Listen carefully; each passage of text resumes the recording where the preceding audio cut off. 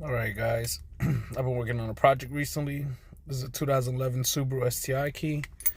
Obviously, it fits. Ta-da. Let's turn it off. This is a project I've been doing. A retrofitted titanium key from 04L5 STi with the 2011 switchblade and the chip inside a custom-made chip cover. Moment of truth.